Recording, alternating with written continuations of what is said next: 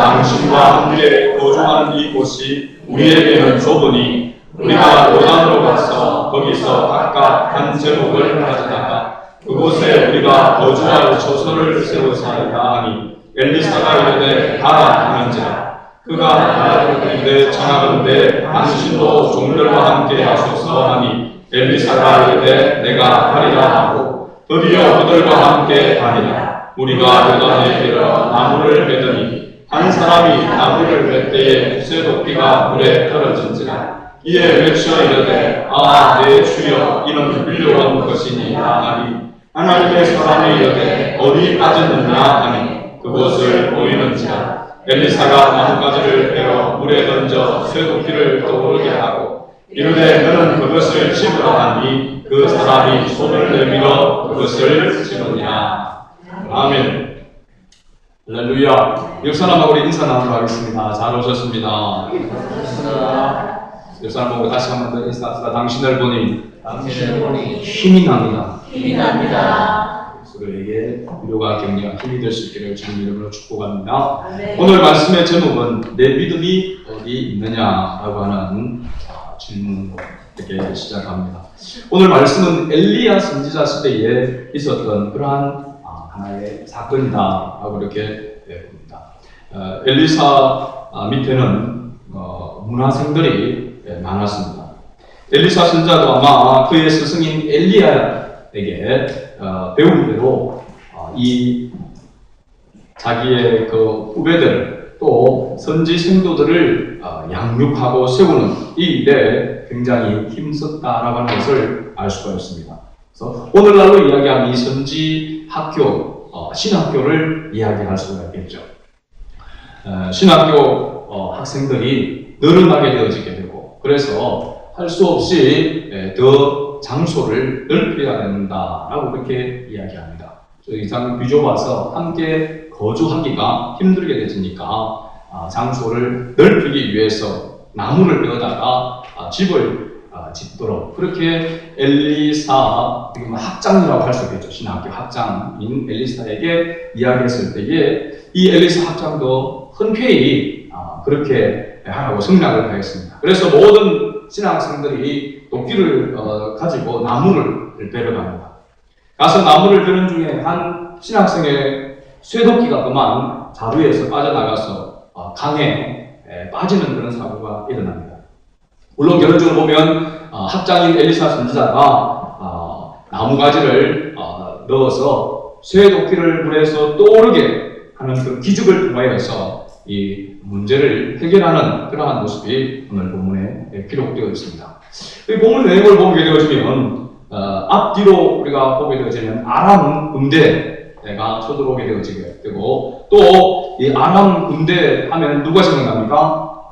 나만 장군, 문둥병이었던 나만 장군이 생각납니다. 보면 나만 장군을 요단강에서 7번 몸을 잠그라 할 때에 그 문둥병이 낫게 되는 그런 사건들을 이렇게 앞에 어떻게 보면 좀 생뚱맞은 그런 본문의 이 사건이 기록되어져 있는 것을 보게 됩니다. 저는 이 본문을 읽을 때마다 물에 빠진 쇠도끼 하니까 나무꾼과 산치는 거예요. 이 도끼가 네 도끼냐, 금도끼, 은도끼, 그 이야기가 자꾸 이렇게 머리에 떠오르게 되더라고요. 여러분들 어떤지 모르겠습니다. 물에 빠진 쇠도끼 하니까 아마 이 사건이 이야기가 여러분들도 아마 생각나리라. 그래서 이 금도끼, 은도끼가 이것이 네 도끼냐 이런 이야기는 아니고 도끼가 물에 빠지는 그런 사고를 통해서 하나님의 종 엘리사를 통하여 그것을 기적적으로 쇠도끼가 나뭇가지를 넣어서 한다고 물에 떠오른다라고 하는 것은 아무나 할 수 있는 것이 아닙니다. 그렇죠? 사람의 힘으로는 불가능한 것이죠. 그러니까 기적이라고 이야기하게 되는 것이죠. 그런데 오늘 이 사건이 오늘을 살아가는 우리에게 굉장한 교훈, 영적인 교훈이 여기에 담겨져 있다고 하는 사실입니다. 그래서 우리가 이 본문의 말씀을 통해서 오늘을 살아가는 우리 정말로 물에 빠진 쇠도끼 이 사건을 통해서 하나님께서 우리에게 주시는 영적인 그 교훈을 깊이 깨닫고 우리의 믿음 생활을 바르게 해나가는 그런 은혜가 있기를 주님의 이름으로 축복합니다. 아멘. 사람들은 누구나 알 것이 조금 더 편해지기를 원하고 또 좀 더 넓은 것을 이렇게 원합니다. 그래서 비좁으니까 불편하게 되어지는 것이죠. 그래서 좀 더 넓은 처소를 가지기를 이렇게 원합니다. 마치 오늘 우리가 살아가는 것도 마찬가지죠. 넓은 그런 집을 원하는 것입니다. 그래서 사거지에 사는 사람은 전세로 가기를 원하고 전세에 사는 사람은 또 자기 집을 마련하기를 원하고 자기 집을 마련한 사람은 좀 더 넓은 평수에 그러한 집을 더 원하는 것이 사람들이 가지고 있는 그런 마음이라 사람들의 욕심은 끝이 없다라고 이렇게 이야기를 합니다. 어느 주부가 전세를 살면서 노심초사 내 집 갖기를 이렇게 소원하였습니다. 그러다가 몇몇 회를 적금을 들고 해가지고 절약하여서 19평짜리 아파트를 마련하여서 이사가였습니다. 얼마나 좋은지 안옥에 바람이 숭숭 들어오고 겨울 되면 바람이 들어오고 여름 되면 더워서 잠자기가 불편한 요즘은 또 모기도 많죠, 그죠? 그러니까 얼마나 불편하냐. 그러다가 새 아파트로 이렇게 이사를 갔단 말입니다. 너무너무 좋았죠. 그런데 이제는 좀 생활에 조금 여유를 가지려고 동창회도 갑니다. 동창회 가서 보니까 친구들의 이야기를 듣게 되어지고 그러다 보면 친한 동창하고 그 동창회 집에 놀러를 갑니다. 그런데 그 동창은 25평짜리 아파트에 살고 있었습니다. 그래 가서 보니까 19평짜리하고 25평짜리하고 별 차이가 안 나는데도 불구하고 왠지 모르니까 자기 집보다도 훨씬 더 넓어 보이는 자기 집은 방이 2칸인데 방이 3칸인 집을 처음 본 것입니다. 그래가지고 너무너무 부러워서 내가 그 허리띠를 졸라매고 열심히 일해야 되겠구나. 그래서 몇 년을 동안 열심히 일을 해가지고 결국 25평짜리 아파트를 사서 이사를 했습니다. 얼마나 좋은지. 근데 또 자랑하고 싶어서 동창회 모임에 모처럼 갔습니다. 그러고 보니까 그 다음에 보니까 그 친구가 50평짜리에 또 살고 있는 것입니다. 50평짜리에 가보니까 50평짜리는 화장실이 2개입니다. 얼마나 부러운지 맨날 아침마다 뭐 씻으려고 하는 아이들하고 화장실 한 개 가지고 너무 불편했는데 화장실이 2개 있으니까 얼마나 좋아 보이는지. 그래서 정말로 이제는 그리들을 더 쫄라면서 노력하고 아끼고 해서 50평짜리 아파트를 사서 이사를 가게 된 것입니다. 그래서 너무너무 기쁘고 좋아서 어쩔 줄 모르는 가운데 있는데 그러나 얼마 지않아서 불치의 병이 걸리고 말았습니다. 그런 자신을 이제 뒤돌아보게 되어집니다. 내가 지금까지 무엇을 위하여 살아왔던가? 결국은 화장실 둘 있는 아파트를 위하여서 일생을 내가 이렇게 살아오고 말았다라고 하는 그런 한탄을 했다라고 합니다. 여러분, 우리가 사람들이 물론 불편한 가운데 있기를 원하지 않냐고 좀 더 편하고 좀 더 그런 넓은 그런 집을 가기를 원합니다. 근데 우리 가만히 생각을 해보면요, 나이 들어서도 생각을 해봐야 됩니다. 나이 들어서도 평수가 넓은 데 있으면 청소하기 힘듭니다. 화장실 2군데 청소하려고 하면 힘이 드는 겁니다. 그러면은 이제 더 어떤 마음이 생기냐면 청소해줄 사람이 있었으면 좋겠다라고 하는 생각이 또 드는 게 되는 거죠. 그렇더라도 여러분을 보니까 50평짜리에 화장실 2개 다른 집에 살고 싶다라고 하는 그런 표정인 것 같습니다. 사람의 욕심은 한정이 없고 편해지려고 하는 그런 마음은 누구나 다 가지고 있다라고 이렇게 이야기할 수가 있습니다. 자, 그래도 오늘 본문 말씀을 우리가 보면은 물질적인 것, 그러한 욕심을 부르게 되어지면 어떻게 되어지는가? 반대로 우리가 정말로 욕심을 가져야 되고 우리가 거룩한 욕심이라 거룩한 욕망을 가져야 되는 그런 부분이 무엇인가? 그것은 바로 믿음과 신앙이 더 넓고 신앙이 더 깊어지는 그러한 것을 우리가 가져야 한다. 그래서 믿음에는 한계가 없다. 이 세상에 욕심도 어떻게 보면 끝이 없다라고 이렇게 이야기할 수 있지만 믿음도 한계가 없는 줄로 믿습니다. 계속해서 자라가야 되는 것이죠. 그래서 믿음대로 이루어진다라고 성경에 이렇게 이야기하고 있습니다. 예수님께서 말씀하신 대로 내 믿음대로 될지어다. 그러니까 믿음이라고 하는 것이 얼마나 중요한가 하는 것을 이야기하고 있는 것입니다. 시편 81편 10절 말씀 보니까 나는 너를 애국 땅에서 인도해낸 내 하나님 여호와이니 내 입을 크게 열라 내가 채우리라 라고 이렇게 말씀하고 있습니다. 하나님도 하나님의 백성이 더 많아지고 더 풍성해지고 더 넓은 지경을 차지하는 것을 하나님도 원하신다라고 하는 것을 알 수가 있죠. 이사야 54장 2절에 보니까 네 장막틀을 넓히며 네 처소의 희상을 아끼지 말고 널리 펴되 너희의 줄을 길게 하며 너희의 말뚝을 견고히 할지어다 이렇게 말씀하셨습니다. 그리고 보니까 하나님 우리가 풍성한 삶을 살아가고 더 어떻게 보면 편안한 삶을 살아가는 것 그것 자체가 죄가 아님을 이야기하고 있습니다. 그래서 성경에 보면 믿음의 조상인 아브라함도 그리고 이삭과 야곱도 마찬가지로 거부였습니다. 오늘날로 이야기하면 대기업의 회장과 같은 그런 엄청난 그런 부를 누렸던 그런 족장들이었습니다. 하나님 그런 삶을 살아가는 것을 결코 하나님께서 시기하거나 싫어하지 않는다는 사실입니다. 부자가 되기를 원하고 그래서 많은 사람들에게 나눠주며 베풀며 살아가기를 하나님이 원하신다는 사실입니다. 그런 하나님의 의도, 하나님의 뜻이 있는데 그러나 그것이 무엇과 함께 있어야 하냐라고 하면 바로 믿음과 함께 있어야 한다는 사실입니다. 믿음 아래에서의 그 삶을 살아갈 때 그게 정정한 축복이 되는 것이지 믿음을 떠나서는 그것은 욕망에 또 헛된 것에 불과하다라고 하는 것을 이야기해 주고 있죠. 오늘 저는 본문의 말씀으로 다시 돌아가서 두 가지 질문을 던지면서 말씀을 살펴보고자 합니다. 첫 번째는 왜 한 이 선지성도가 도끼를 물에 빠뜨리게 되었는가 하는 사실입니다. 사건은 바로 이 집이 좁아서 거할 처소가 좁아서 넓게 짓기 위한 여기에 문제가 있는 것이 아니고 그 과정 가운데에서 도끼를 물에 빠뜨렸다라고 하는 사실입니다. 여러 명이 갔음에도 불구하고 여러 명이 다 물에 도끼를 빠뜨리는 것이 아니고 한 생도가 도끼를 물에 빠뜨렸다라고 이렇게 이야기하고 있습니다. 왜 물에 도끼를 빠뜨리게 되어졌는가? 라고 첫 번째 우리가 생각해 보면 이 선지자는 도끼가 물에 빠졌을 때에 즉시로 뭐라고 외쳤냐면 뭐라고 외쳤습니까?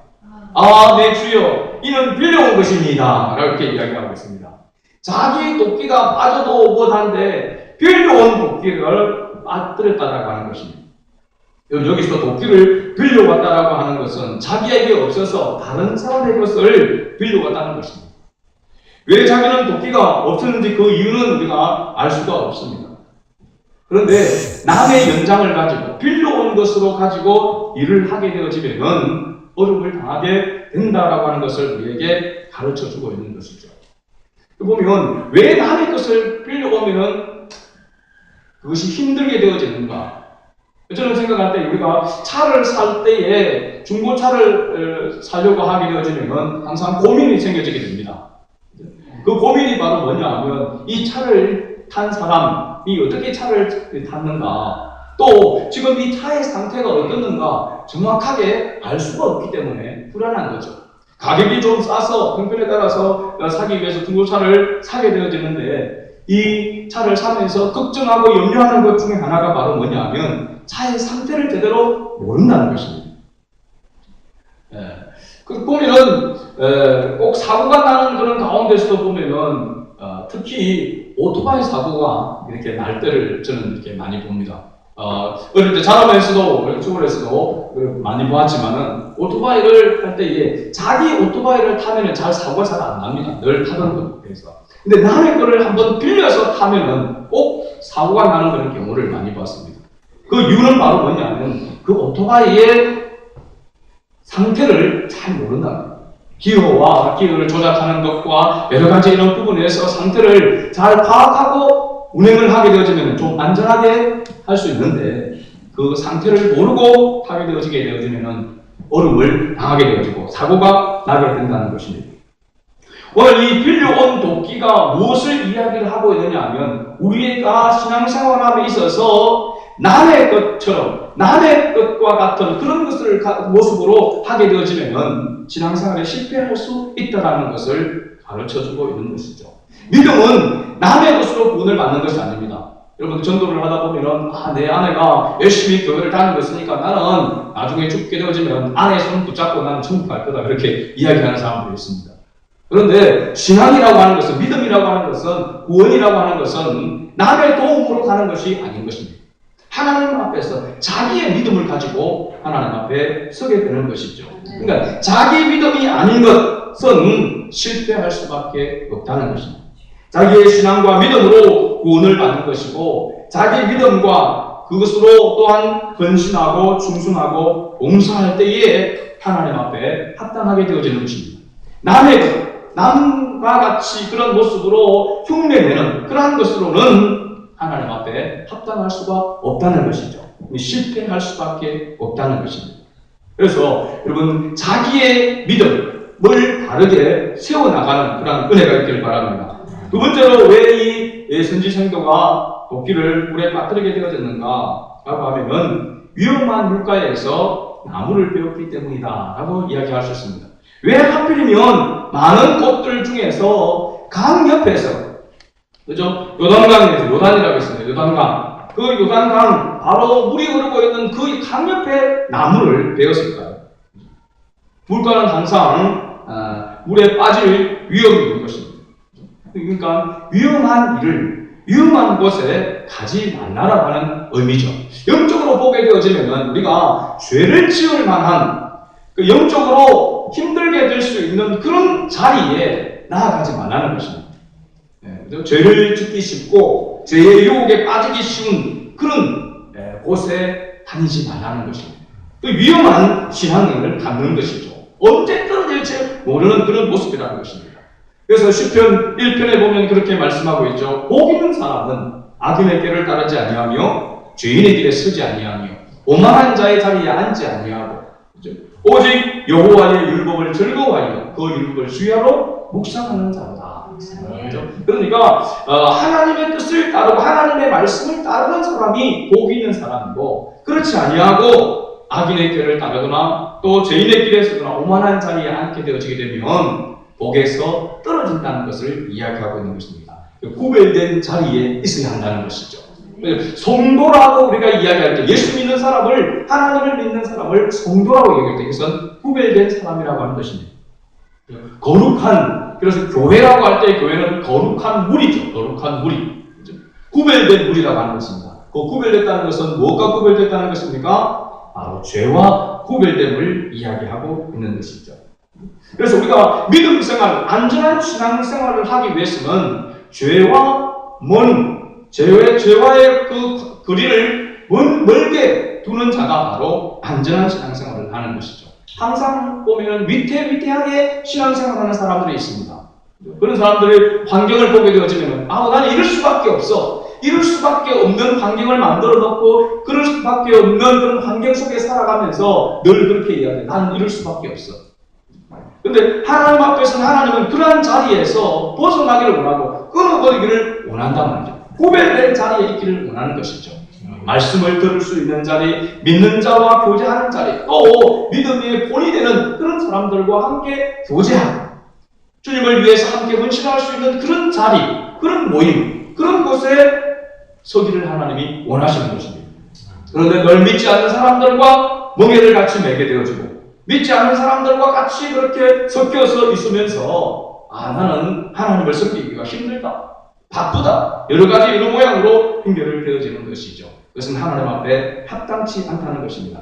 시편 1편 3절 말씀을 보면, 그는 시냇가에 심은 나무가 철을 따라 열매를 맺으며 그 잎사귀가 마르지 아니함 같으니 그의 행사가 다 형통하리로다. 형통한 사람의 모습을 보면 하나님의 말씀을 따라서 하나님의 말씀이 흘러나오는 그곳에 머물러 있는 사람이 하나님의 기뻐하는 열매를 맺는 것이지, 하나님의 말씀에서 동떨어져 있으면서 하나님의 기뻐하는 열매를 맺을 수가 없다는 것입니다. 오히려 하나님이 기뻐하지 않는 열매를 맺게 되어지게 되고, 하나님과 형통할 수 없는, 불통할 수밖에 없는 그런 가운데 있게 되는 것이죠.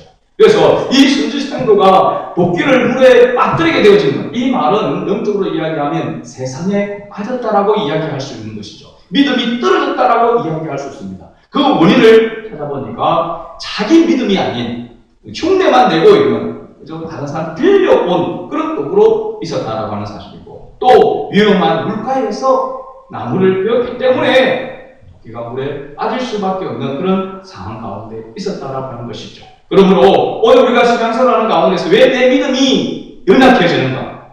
왜 내가 하나님의 자녀로서의 합당한 삶을 살아가지 못하는가 하는 그런 원인을 여러분 찾을 수 있기를 바랍니다. 두 번째, 도끼가 나무에 빠져나가면 어떻게 되는가? 우리도 겨울에 도끼를 가지고 잣나무를 그렇게 장작을 이렇게 봅니다. 여기 보면은 도끼가 나무에서 자루에서 빠져나가게 되면 어떻게 됩니까? 도끼 그 자체 쇠가 빠져나가고 그 자루만 있으면 그거 가지고 나무를 뺄 수 있습니까? 없습니까? 불가능합니다. 그죠? 아무리 나무를 가지고 나무를 그렇게 펴도 장작이 펴지지가 않는 것입니다. 그래서 이 이야기를 무엇을 교훈하고 있느냐 하면 형식적인, 외식적인 그런 신앙생활로 가지고서는 우리가 절대로 하나님이 기뻐하시는 그런 삶을 살아갈 수 없다라고 하는 것을 이야기하고 있는 것이죠. 새 도끼가 나무에서 빠져나갔다라고 하는 것은 바로 우리의 믿음의 도끼, 신앙의 도끼, 기도의 도끼가 빠뜨려졌다는 것입니다. 빠져나갔다는 것입니다.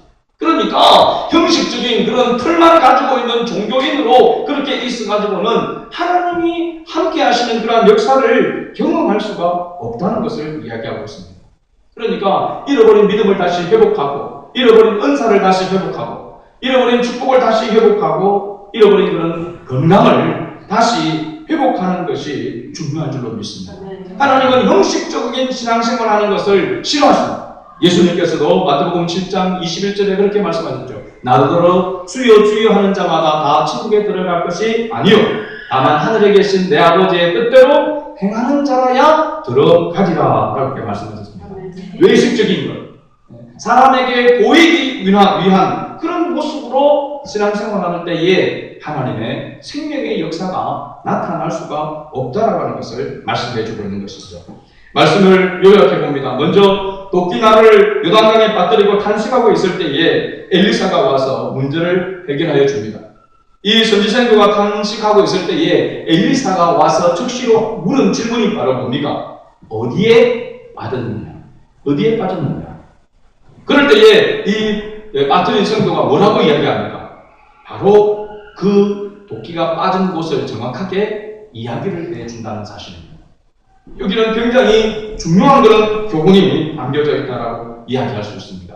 우리가 믿음이 어디에서 떨어졌는지, 열정이 어디에서 떨어졌는지, 사명감이 어디에서 떨어졌는지 그것을 우리가 정확하게 파악하지 아니하면 문제 해결을 받을 수가 없다는 것입니다. 어디에서부터 내가 왜 이 신앙이 열정이 식어져 버리고 또 형식적인 그런 신앙생활로 틀에 매여져 있는 그런 모습으로 전락하고 말았는가 하는 것을 우리가 분명하게 깨달아야 된다는 사실이죠. 사실은 물에 빠진 도끼를 이렇게 건졌다라고 하는 것은 다시 회복이 된다라고 하는 것은 그 회복될 수 있는 그 중요한 것이 바로 무엇을 교훈하고 있느냐 하면 회개를 이야기하고 있습니다. 그래서 요한계시록 2장 5절 말씀 보면 에베소 교회를 향하여서 주님께서 말씀하신 것 가운데 있죠. 그들이 정말로 거룩한 그런 교회의 모습을 가지고 있고 그러한 행동을 하면서 또 이단들이 들어올 때 그들을 방어를 잘하고 하는 그런 모습 가운데 있었습니다. 그러니까 어떻게 보면 형식적으로는 틀이 딱 짜여져 있는 그런 교회였습니다. 전통적인 그런 교회라고 이야기할 수 있죠. 그런데 주님께서는 진단하면서 에베소 교회에 뭐가 없다고 했습니까? 처음 사랑을 너희가 잃어버렸느니라.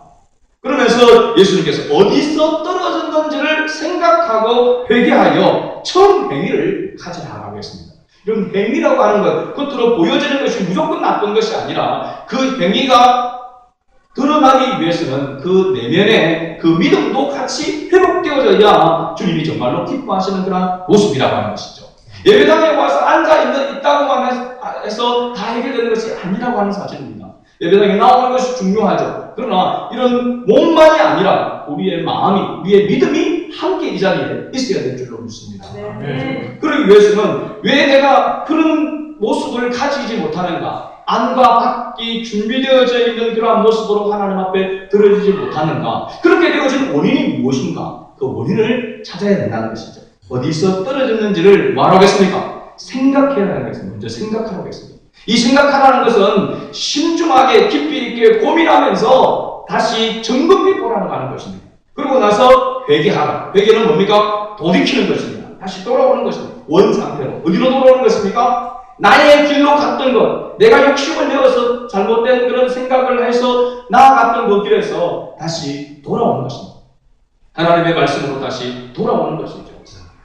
우리가 성경에 보면 요나를 우리가 잘 알 수 있습니다. 요나가 하나님의 말씀 명령을 받았음에도 불구하고 그 명령을 대로 순종하지 아니하고 다시스로 도망하게 되죠. 도망하다가 배를 타고 다시로 가다가 그만 풍랑에 일어나게 되어지고 그 풍랑의 원인이 무엇인가 제비를 뽑는 가운데서 결국은 요나가 당첨되어졌습니다. 그래서 물에 바다에 던져지게 되어졌죠. 그때에 이 요나가 이 상태에서 고백하는 내용이 요나서 1장 12절에 나와 있는데요. 그가 대답하되 나를 들어 바다에 던지라. 제비 뽑혀서 자기가 당첨되어지고 그리하면 바다가 너희를 위하여 잔잔하리라. 너희가 이 큰 폭풍을 만난 것이 나 때문인 줄 아노라. 자기 때문에 내가 하나님의 말씀을 거역하여서 나의 길로 감으로 인하여서 이런 풍랑을 만나게 되었다라고 고백하는 것입니다. 이 자기의 잘못을 인식하고 자기 잘못을 고백하는 것이 첫 번째 중요하다고 하는 사실입니다. 오늘 사람들이 자기의 잘못을 고백하지 않으려고 합니다. 자기의 잘못을 고백하는 것을 부끄러워하고 그것을 자존심 상하는 것을 생각합니다. 하나님 앞에서는 우리가 자존심을 내세울 사람이 아무도 없다고 하는 사실입니다. 하나님 앞에서는 우리는 모든 것을 내어놓고 모든 것을 토설해야만 하나님과의 관계가 회복될 수가 있는 것이죠. 하나님의 치료를 맛볼 수 있는 것입니다. 나 때문인 줄 알아라. 여러분, 나 때문에 힘들고 어렵게 되어지고 힘들게 되어진 것이 나 때문인 줄 알아라 라고 하는 이러한 고백이 있어야 될 줄로 믿습니다. 두 번째로, 물에 빠진 도끼는 반드시 건져야 한다는 사실입니다. 그래야만 일을 할 수가 있기 때문에 그렇습니다. 우리들의 빠져버린 믿음도 반드시 건져내야 될 줄로 믿습니다. 우리들의 믿음을 어디에 빠뜨렸는가? 우리 세상의 염려와 걱정과 또 세상의 물질에 대한 그런 욕심과 또 교만과 나태와 게으름에 빠지고 또 원망과 불평에 빠져있다. 바쁘고 또 고난하다는 것에 핑계로 빠져있다는 사실입니다. 오늘날 대부분의 많은 핑계가 뭐냐면 바쁘다는 것입니다. 바쁘다는 것입니다. 주님을 위해서 주님이 기뻐하시는 그런 삶을 살아간다는 것에 대해서 항상 변명이 바로 뭐냐면 바쁘다는 것입니다. 여러 가지로 실제적으로 보면은 그렇게 많이 바빠서 움직이는 것은 아닌데 마음 자체가 바쁘다는 것입니다. 분주하다는 것이죠. 이 말은 뭐냐면 자기의 삶의 자기 주관에 너무나도 익숙해져 있는 자기만의 틀을 만들어 놓고 있기 때문에 거기에 누가 근접만 가려고 그러면은 딱 방어를 하는 것입니다. 그게 내가 아무것도 하지 않아도 내가 원하지 않는 것을 누가 터치하게 되어지면은 그냥 반응을 하는 것이죠. 나는 바쁘다라고 하는 핑계를 대는 것입니다. 오늘 우리가 신앙생활을 하면서 이 벽이 깨어져야 될 줄로 믿습니다. 주님이 기뻐하지 않는 나만 내가 만들어 놓은 이 벽을 자라고 이야기할 수 있습니다. 자기 욕심이라고 이야기할 수 있습니다. 이것을 깨뜨리지 않으면 하나님의 역사가 나타날 수가 없습니다. 주님 앞에서 우리는 겸손하게 자신의 연약함을 내려놓을 때에 하나님의 역사가 시작되는 줄로 믿습니다. 그래서 우리는 제가 말씀에 의지하여서 잃어버린 믿음의 도끼를 다시 건져내는 그러한 역사를 시작해야 될 줄로 믿습니다. 마지막 세 번째로 물에 빠진 도끼를 건지려면 어떻게 해야 됩니까? 첫 번째로 바로 회개라고 하는 사실입니다. 요엘서 2장 12절에서 13절 말씀 보니까 여호와의 말씀에 너희는 이제라도 금식하고 울며 애통하고 마음을 다하여 내게로 돌아오라. 너희는 옷을 찢지 말고 마음을 찢고 너희 하나님 여호와께로 돌아올지어. 너는 은혜로우시며 자비로우시며 노하기를 더디하시며 인애가 크시사 뜻을 돌이켜 재앙을 내리지 아니하시리라. 하나님께서 돌이키는 자에게 회개하는 자에게 하나님께서 이와 같은 은혜를 베풀어 주시겠다. 요한계시록 2장 16절을 말씀해 보니까 그러므로 회개하라. 그리하지 아니하면 내가 네게 속히 가서 내 입에 금으로 그들과 싸우리라. 하나님께서 싸우시겠다는 것입니다. 여러분, 하나님과 싸우면 어떻게 됩니까? 완전히 피하는 것입니다. 완전히 피하는 것. 하나님과 싸워서 이긴 사람은 없습니다. 그러면은 우리는 어떻게 되겠습니까? 하나님과 한 편이 되어야 될 줄로 믿습니다. 하나님과 함께, 하나님과 동행하는 삶, 이것이 바로 복인 것이죠. 그래서 하나님의 말씀을 따라서 살아가는 것, 이것이 중요한 것입니다. 오늘 이 시간 예배를 드리는 우리 모두, 우리 승환의 모든 가족들, 어쩌면은 요단강물에 빠진 새도끼와 같이 세상에 빠져 믿음을 잃어버리고 열정을 잃어버리고 사명을 잊어버리고 있는 우리의 모습과 따라갈 수 있습니다. 회복될 수 있는 것은 하나님의 말씀을 통하여서 정확하게 어디에서 잃어버렸는지를 발견하고 하나님의 선지자, 하나님의 종을 통하여서 다시 회복되어진 하나님의 종이 어떤 능력을 받아야 하는 것입니까? 하나님의 말씀의 능력으로, 하나님의 능력으로 회복시키는 것입니다. 이러한 역사가 바로 우리 이스마엘 가족들의 있기를 원하고, 가는 곳마다 머무는 곳마다 믿음으로 말미암아 믿음으로 승리하는 그런 저와 여러분 될 수 있기를 주의 이름으로 축복합니다. 아멘. 참 좋으신 아버지 하나님, 은혜와 사랑을 감사